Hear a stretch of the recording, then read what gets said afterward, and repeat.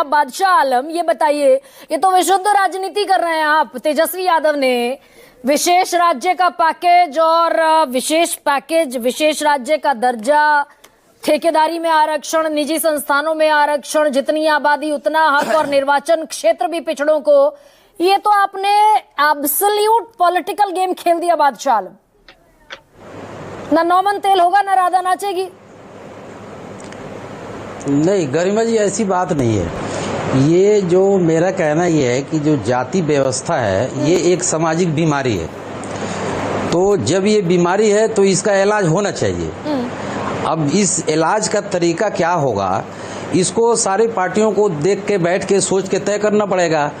अब आज जैसे ये चल रहा है कि ये अखिलेश यादव क्रेडिट ले रहे हैं, तेजस्वी यादव क्रेडिट ले रहे हैं और बीजेपी ने मास्टर के स्ट्रोक मार दिया।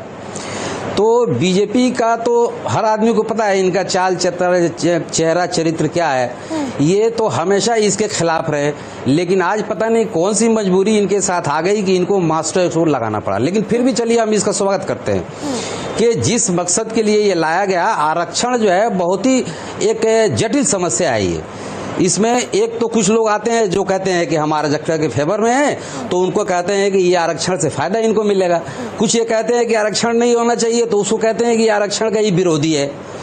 तो आरक्षण की बात करना और तलवार के धार पर चलना मेरे हिसाब से दोनों बराबर है। लेकिन आरक्षण जरूरी है। बिना आरक्षण के समाज में ये हमारी जो है कुरीतियां फैली हुई हैं, सोशल जस्टिस नहीं आ पाएगा। सोशल जस्टिस, लेकिन बाबा साहब के संविधान में ये है कि एक सेकंड 2005 से मुख्यमंत्री है नीतीश कुमार और 2005 से पहले 15 साल लालू प्रसाद यादव मुख्यमंत्री रहे। सोशल जस्टिस तब याद नहीं आया।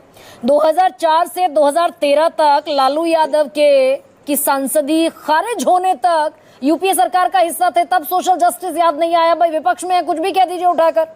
देखिए मैडम, आज से 30 साल पहले भी लालू यादव ने आरक्षण की बात उठाई थी। हाँ।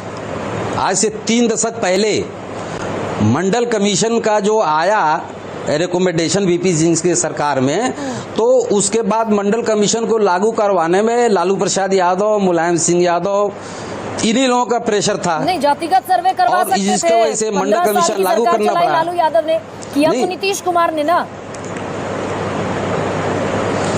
नीतीश कुमार ने किया, लेकिन लालू यादव के प्रेशर में ही किया। ये तेजस्वी यादव ने इतना प्रेशर बनाया उनके ऊपर, जब वो 17 महीने सरकार में रहे। 2005 में जो गठबंधन की सरकार चली, तो ये लालू प्रसाद का जो है अपना मुहिम था और इसको तेजस्वी जी ने आगे बढ़ाया। मतलब इंतजार कर रहे थे लालू प्रसाद यादव 15 साल तो ये इसको बादशाह आलम, लालू प्रसाद यादव इंतजार कर रहे थे 15 साल अपने कार्यकाल में कि नीतीश कुमार आएंगे, उन पर दबाव बनाएंगे।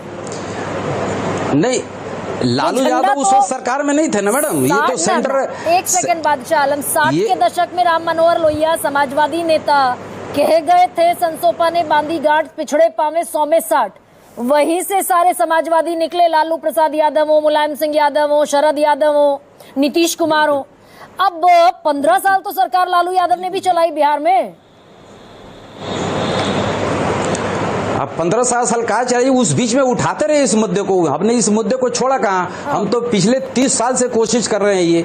अब इस वक्त जो 2020 में हमारी सरकार बनी गठबंधन के साथ, तेजस्वी जी उसमें उप मुख्यमंत्री बनाए गए, तो इन्होंने इसके ऊपर प्रेशर डाला। उनके मैनिफेस्टो में ये था कि हम जातिगत जनगणना कराएंगे और बिहार में हम रोजगार बढ़ाएंगे, लोगों को नौकरियां देंगे। और दोनों वादा उन्होंने 17 महीने सरकार में रहे, उसको पूरा करवाया। तो बीजेपी ने, इस पर तो बहस हम लोग को करनी ही नहीं चाहिए कि पीछे किसने क्या कहा। मतलब आज जातीय जनगणना, बिहार का चुनाव लड़ेंगे किस मुद्दे पर? भाई बीजेपी ने ब्रह्मास्त्र चला दिया, छीन लिया आपसे चुनावी अस्त्र आपका। नहीं मैडम, इसको मैं एक आपको उदाहरण दूंगा। बीजेपी ने मास्टर स्ट्रोक खेल दिया, आपने ब्रह्मास्त्र चला दिया, तो ये मुद्दा तो बीजेपी का कभी रहा ही नहीं है। अब एक फुटबॉल की टीम का मैं मिसाल देता हूं आपको। 11 प्लेयर होते हैं, वो खेलते हैं, उसमें कोई गोल मारता है, कोई गोल बचाता है, और उसमें कैप्टन एक होता है, वो नॉन प्लेइंग कैप्टन भी होता है और प्लेइंग कैप्टन भी होता है। तो ये बीजेपी तो नॉन प्लेइंग कैप्टन है। अगर ये जातीय जनगणना होती है और सामाजिक ताना बाना दुरुस्त होता है, तो इससे सबको फायदा होगा। जो दलित, पिछड़ा, अति पिछड़ा, जो वंचित है, जो रह गए हैं, दो कहते हैं ना कि देश के जो सबसे निचले पायदान पर पड़ा है, उसको भी होना चाहिए। वो जो खड़े हैं नीतीश कुमार, जातिगत सर्वे कराकर मुख्यमंत्री के तौर पर वो नॉन बेनिफिशियरी रह जाएंगे? नहीं, अगर नीतीश जी को अगर इसका फायदा पहुंचना है तो वो भी एक दूसरा मास्टर स्ट्रोक लगाए ना। इस वक्त तो डबल इंजन की सरकार है। हाँ। बिहार में वो सरकार चला रहे हैं बीजेपी के गठबंधन से, सेंटर में बीजेपी की सरकार है, तो इसको पटल पे ना है ना। वहां तो हमारा ये कास्ट सेंसस हो चुका है। तो अब इस बीमारी का एक्सरे हो गया। ठीक है, कौन इसी मुद्दे